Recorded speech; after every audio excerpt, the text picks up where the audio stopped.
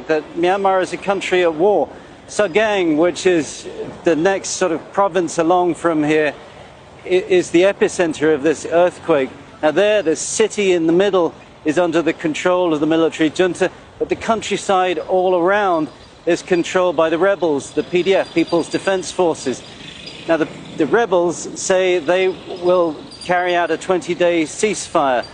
I was communicating with some of their leadership yesterday, and they said they have had absolutely no response from the military junta.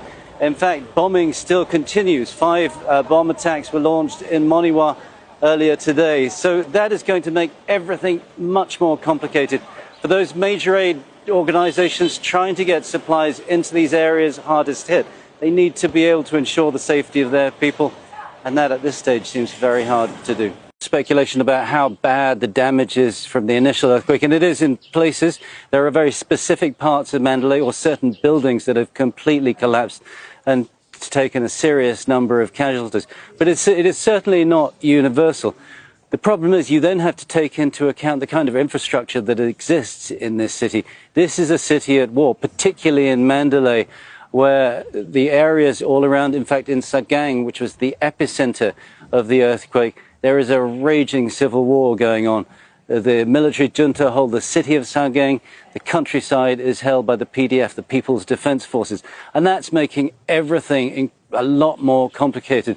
And we've heard from the PDF and the NUG, the National Union Government, the government in exile, they call themselves, who said that they will put in place a 20-day ceasefire to aid the recovery effort. But they told me last night they had had absolutely no response from the military. They're frustrated. They say their forces will not attack unless they are attacked.